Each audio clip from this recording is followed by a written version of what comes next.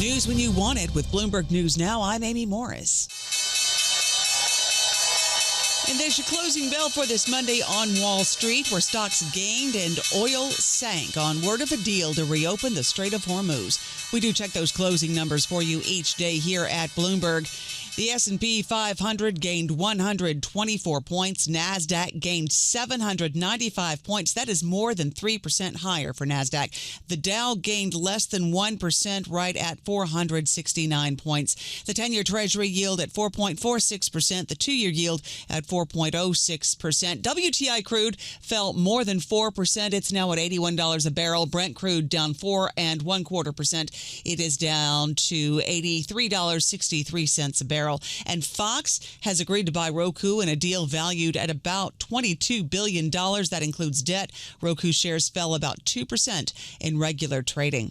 President Trump says he's signed the Memorandum of Understanding with Iran and that the Strait of Hormuz will be open this week. I'm very happy to say very signed, the deal's all signed, and the strait is already partially opened. As you know, they're doing a little hunting for a couple of mines that they've already found, but it's essentially ships are starting to go out now. On Friday, it'll be completely opened.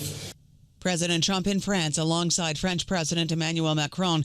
A senior U.S. official says traffic in the Strait of Hormuz will see a significant increase in 1 to 2 weeks from now, and that the flow of traffic will take some time to improve because of mines in the strait.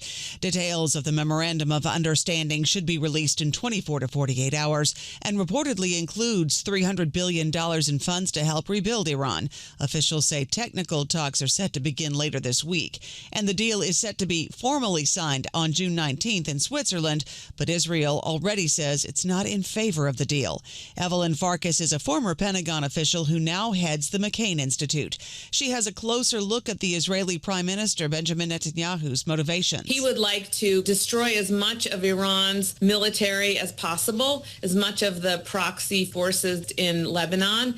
And if the war ends, there will be the case against him of corruption. Not to mention, of course, all of this started with the attack engineered by Hamas, which the Netanyahu government did not prevent. McCain Institute Executive Director Evelyn Farkas on balance of power.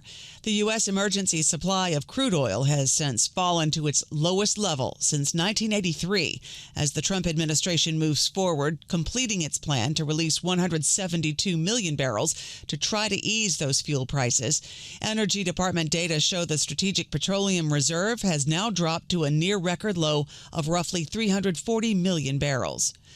California Governor Gavin Newsom says President Trump has told the Justice Department to investigate him and his wife. Not because they found a crime, because they're simply trying to find one.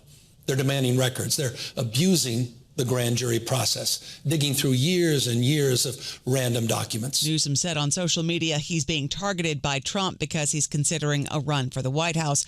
A representative for the Justice Department did not immediately respond to a request for comment.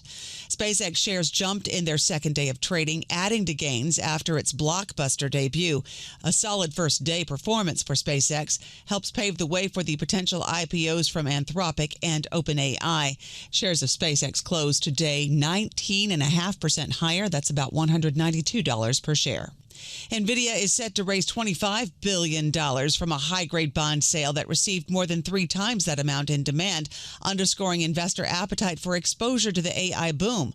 More on that from Bloomberg's Ed Ludlow. Yeah, there is a question, though, of why a company so flush with cash needs to do this. I mean, our reporting is that they'll use it for sort of general corporate purposes, refinancing existing debt. Bloomberg's Ed Ludlow. The deal is extending a relentless wave of borrowing for companies spearheading the AI boom.